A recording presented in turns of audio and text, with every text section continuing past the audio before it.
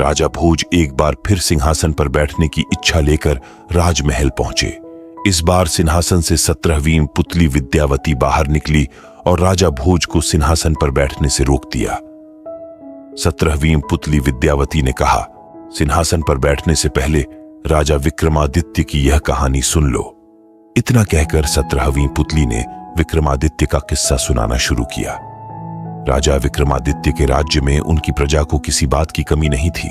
राजा अपनी प्रजा को खूब खुश रखते थे। जब भी उनके दरबार में कोई अपनी परेशानी लेकर आता तो राजा उसे तुरंत हल कर देते थे। अगर उनकी प्रजा को कोई तंग करता था तो उसे वो कठोर सजा देते थे। इतना ही नहीं, राजा विक्रमादित्य एक आदमी बनकर राज्य का दौरा भी करते थे।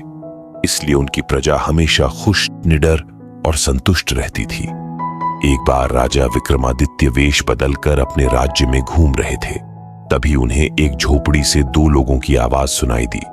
उन्होंने सुना कि एक महिला राजा को जाकर कुछ बताने को कह रही थी, लेकिन वो व्यक्ति कह रहा था कि वो अपने स्वार्थ के लिए राजा की जान खतरे में नहीं डाल सकता है।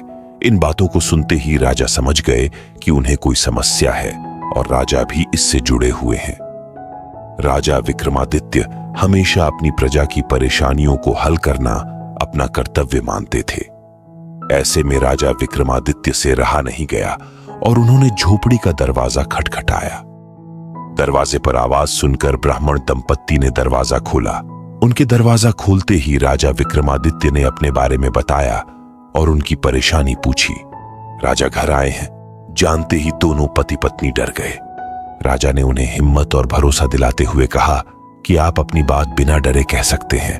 तब उन्होंने बताया कि उनकी शादी को 12 साल हो गए हैं, लेकिन उन्हें कोई बच्चा नहीं हुआ।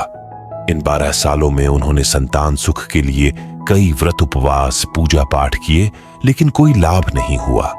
फिर एक दिन ब्राह्मण की पत्नी ने सपना देखा कि एक देवी ने उन्हें कहा है कि 30 कोस दूर पूर्व दिशा में एक घने जंगल में कुछ साधु सन्यासी शिव की आराधना करते हुए भगवान शिव को खुश करने के लिए हवन कुंड में अपने अंगों को काट कर डाल रहे हैं। उनकी तरह ही अगर राजा विक्रमादित्य भी वहां जाकर हवन कुंड में अपने अंग काट कर डाल दे तो भगवान शिव उनसे खुश होकर उनकी इच्छा पूछेंगे।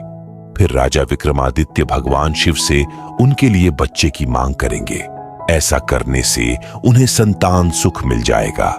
इतना सुनते ही राजा विक्रमादित्य ने ब्राह्मण पति पत्नी को भरोसा दिलाते हुए कहा कि वो ये सब जरूर करेंगे। इतना कहते ही राजा विक्रमादित्य वहां से निकल गए और रास्ते में बेतालों को याद किया। बेताल उनके सामने प्रकट हुए तो राजा विक्रमादित्य ने उन्हें हवन की जगह पहुंचाने को कहा। राजा जैसे ही उस जगह पहुंचे तो उन्होंने पाया कि वहां सच में कुछ साधु बैठकर हवन करते हुए अपने अंगों को काटकर हवन में डाल रहे थे।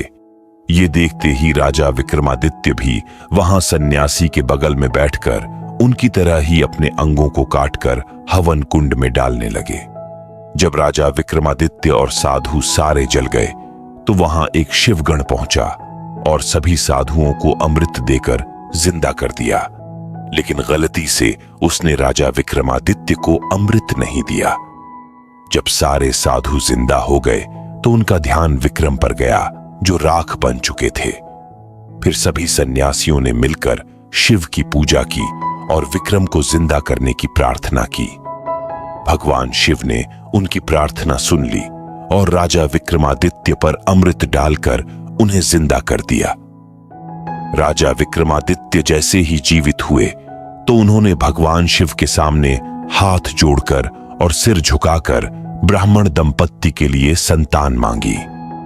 भगवान शिव राजा विक्रमादित्य के त्याग से खुश हुए और उनकी प्रार्थना सुन ली। इसके कुछ वक्त बाद ही ब्राह्मण दंपत्ति को संतान सुख प्राप्त हुआ। ये कहानी सुनाते ही 17वीं पुतली विद्यावती ने राजा भोज से कहा, क्या तुम में भी है ऐसी हिम्मत और त्याग की भावना? अगर हां तो तुम इस सिंहासन के योग्य हो। इतना कहने के बाद 17वीं पुतली विद्यावती उस सिंहासन से उड़ गई।